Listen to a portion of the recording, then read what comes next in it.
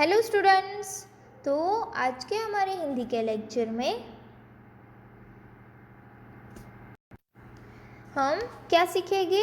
हमारा lesson number 14 है फलों की चौपाल। तो वो हम आज पढ़ेंगे। ओके, तो ये फलों की चौपाल है वो किसने लिखी है? अखिलेश श्रीवास्तव ने, चमन। ओके, तो आपको सबसे पहले क्या करना है, आपकी फेयर बुक में लेसन नंबर 14 का हेडिंग देना है फलों की चौपाल एंड देन आपको शब्दार्थ लिखने हैं। ओके, तो चलो सबसे पहले हम शब्दार्थ देखते हैं। तो मुखौटा, मुखौटा मीन्स की मुख के आकार का बना खंड, मीन्स की मुखौटा मीन्स की मास्क। देन निर्देश, निर्देश मीन्स की आज्ञा, इंस्ट्रक्शन, ऑर्डर। देन फायदेमंद, फायदेमंद मीन्स की लाभदायक, प्रॉफिटेबल। देन हरकत, हरकत मीन्स की शरारत, अनडिजायरेबल बिहेवियर। देन जीवाणु, जीवाणु मीन्स की अति सूक्ष्म जीव, बैक्टीरिया बोलते हैं ना, उसको जीवाणु बोलते हैं। देन बुजुर्ग, बुजुर्ग मीन्स की वृद्ध, जो बूढ़ा हो गया है, एजेड है ना, एल्डरली। देन आरोप, आरोप मीन्स की इल्जाम, दोष। Okay, accusation. देन प्रचुर, प्रचुर मीन्स की बहुत, अधिक, पर्याप्त, बहुत ज़्यादा होता है ना, उसको प्रचुर बोलते हैं। ओके, अबडंट। देन उपलब्ध, उपलब्ध मीन्स की प्राप्त, अवेलेबल। ओके, देन नेत्र, नेत्र ज्योति, नेत्र ज्योति मीन्स की आँखों की रोशनी, आईसाइट।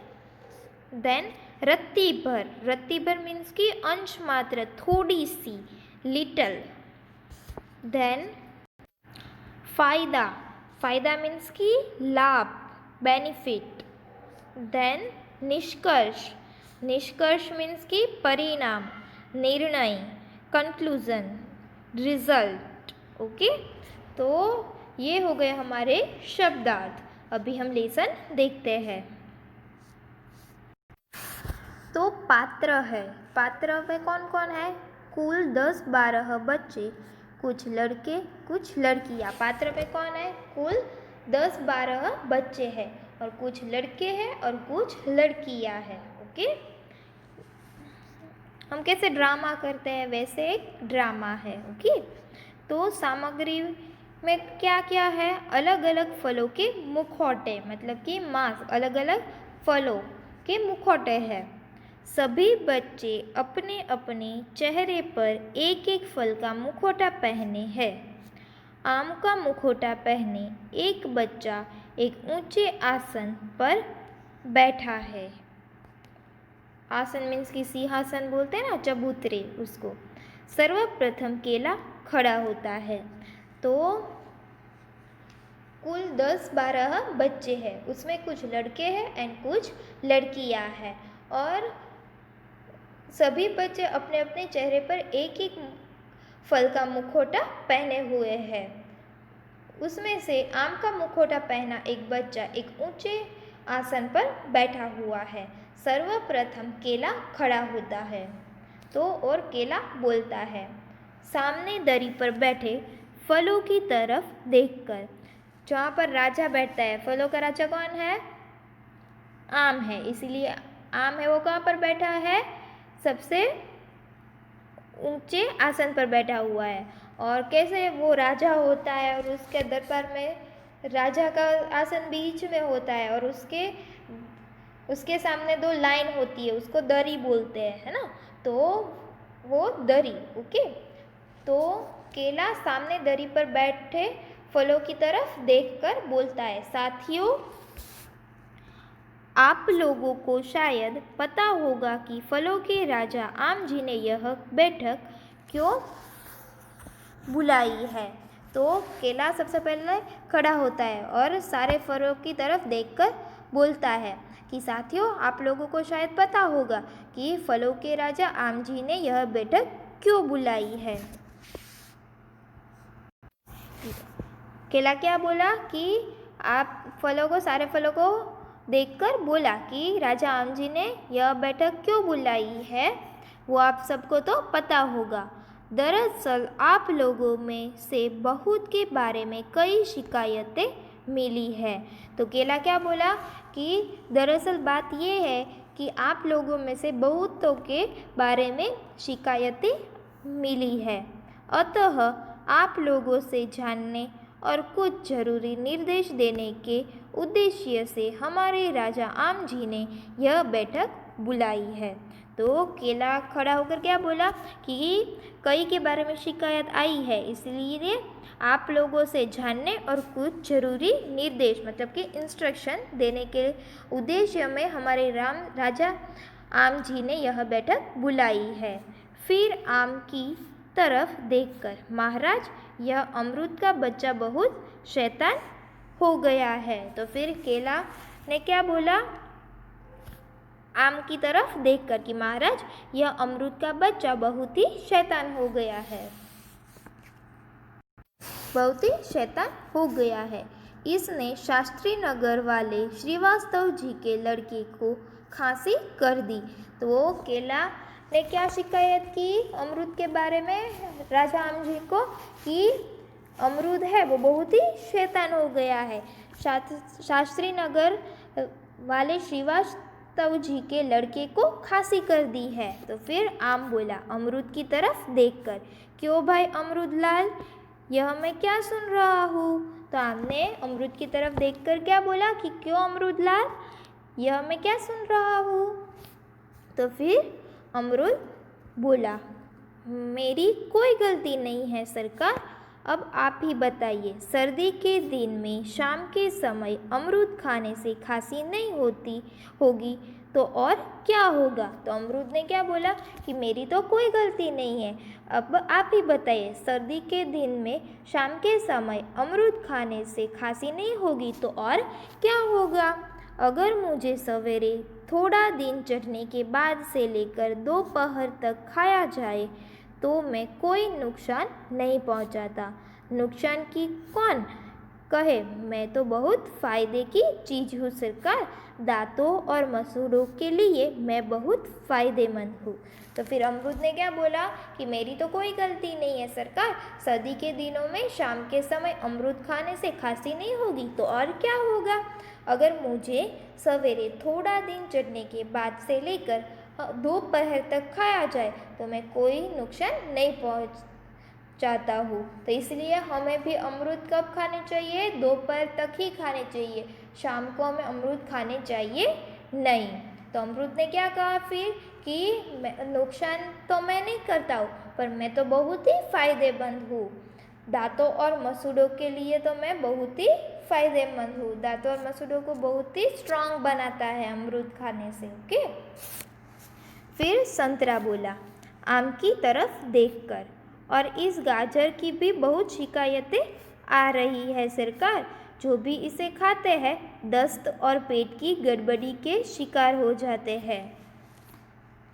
तो फिर संतरा खड़ा हुआ और आम की तरफ देखकर बोला कि इस गाजर की भी बहुत शिकायतें आ रही है, जो भी इसे खाता है उसे दस्त और पेट की गड़बड़ी के शिकार हो जाते हैं। गाजर खाने से पेट में गड़बड़ी हो जाती है, वैसा संतरा बोल रहा है। तो फिर आम ने किसकी ओर देखकर बोला, गाजर की तरफ देखकर बोला, क्यों गाजर जी, आप तो बुजुर्ग हैं, आप ऐसी गंदी हरकत क्यों करते हैं। तो संतरा ने गाजर पर आरोप लगाया था ना, इसीलिए आम ने गाजर की तरफ देखकर बोला कि क्यों गाजर जी, आप तो बुजुर्ग हैं, आप ऐसी गंदी हरकत क्यों करते हैं।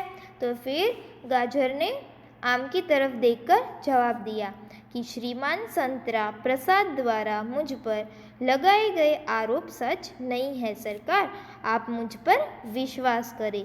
तो फिर गाजर ने आम को क्या बोला कि जो संतरा ने मेरे पर आरोप लगाया है वो सच नहीं है, आप मुझ पर विश्वास करें। उल्टी, दस्त और पेट दर्द आदि गड़बड़ियाँ मेरे कारण नहीं बल्कि मुझको खाने वालों की लापरवाही के कारण होती है। तो फिर गाजर क्या बोला कि उल्टी, दस्त और पेट दर्द आदि गड़बड़ियाँ मेरे कारण नहीं होती है बल्कि मुझको खाने वाले की लापरवाही के कारण होती है। दरअसल मेरे शरीर पर उगे लंबे लंबे बालों में एंटामीबा नामक जीवाणु होते हैं जो पेट के अंदर कीड़े पैदा करते हैं। तो गाजर ने क्या बोला कि मेरे शरीर पर जो लंबे लंबे बालों होते हैं उसमें एंटामीबा नामक जीवाणु होते हैं जो पेट के अंदर कीड़े पैदा करते हैं। अतः लोगों को चाहिए कि खाने से पहले मुझको अच्छी तरह से रगड़ रगड़ कर साफ पानी से धो ले। मेरे अंदर vitamin A, vitamin B, vitamin D, vitamin K आदि प्रचुर मात्रा में उपलब्ध होते हैं और शरीर के विकास में मैं महत्वपूर्ण भूमिका निभाता हूँ। तो गाजर ने क्या बोला कि मेरे शरीर पर जो लंबे लंबे बाल होते हैं उसमें एंटामीबा नामक जीवाणु होते हैं जो पेट के अंदर कीड़े पैदा करते हैं, इसलिए वो जो लंबे लंबे बाल होते हैं वो हमें निकाल देने चाहिए और अच्छी तरह से रगड़ रगड़ कर साफ पानी से धो लेना चाहिए। गाजर के अंदर तो vitamin A, vitamin B, vitamin D, vitamin K बहुत ही अधिक मात्रा में होते हैं, इसलिए गाजर तो हमें खाना चाहिए और शरीर के विकास में गाजर महत्वपूर्ण भूमिका भी निभाता है। देन केला बोला आम की तरफ देखकर, उधर देखिए महाराज, अंगूर राम उधर कोने में छिपकर बैठे हैं। तो फिर केला ने क्या बोला आम को की तरफ देखकर कि उधर देखिए महाराज, अंगूर राम उधर कोने में छिपकर बैठे हैं। सूचना मिली है कि इनको खाने से भी कई लोग बीमार पड़े हैं। तो केला ने क्या बोला कि हमें सूचना मिली है कि इनको खाने से भी कई लोग बीमार पड़े हैं। फिर आम ने उचक्कर इधर उधर देखते हुए, भाई अंगूर राम आप पीछे से उठकर सामने आइए। तो आम के अंगूर था वो छिपकर कोने में बैठा था, इसलिए हमने इधर उधर देखते हुए अंगूर को बोला कि भाई अंगूर राम आप पीछे से उठकर सामने आइए और श्री केला जी की बातों का जवाब दीजिए। एक छोटा सा बच्चा जो अंगूर का मुखौटा पहने है पीछे से उठकर आगे आता है। देन अंगूर बोलता है, सरकार गुणों के मामले में मेरा कोई जवाब नहीं। तो फिर अंगूर ने क्या बोला कि सरकार गुणों के मामले में मेरा कोई जवाब नहीं, मैं देखने में जितना छोटा हूँ उतना ही अधिक फायदेमंद हूँ। तो अंगूर तो कितनी छोटी छोटी होती है ना, इसलिए अंगूर बोला कि मैं देखने में जितना ही छोटा हूँ उतना ही अधिक फायदेमंद हूँ। Vitamin A, vitamin B, vitamin C, protein, वसा, कार्बोहाइड्रेट, कैल्शियम, फास्फोरस, लोहा आदि मनुष्य के लिए उपयोगी भला कौन सा ऐसा तत्व है जो मुझ में नहीं है।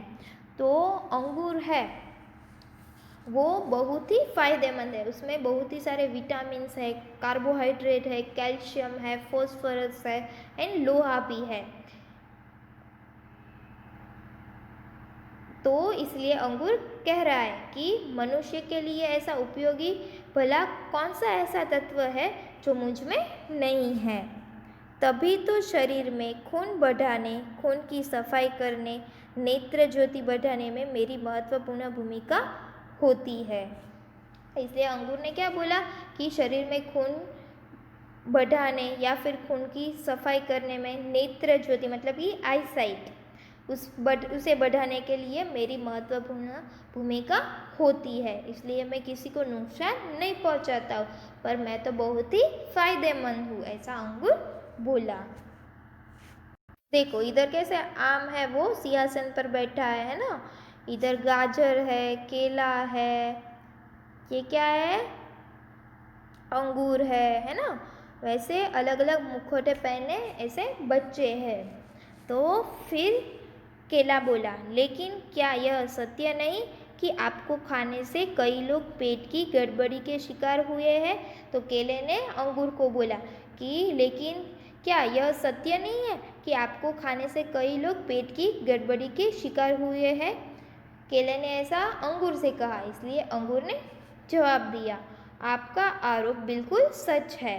तो फिर अंगूर ने क्या बोला केले को कि आपका आरोप है वो बिल्कुल सच है, लेकिन लोगों के बीमार होने में मेरी रत्ती भर भी गलती नहीं है।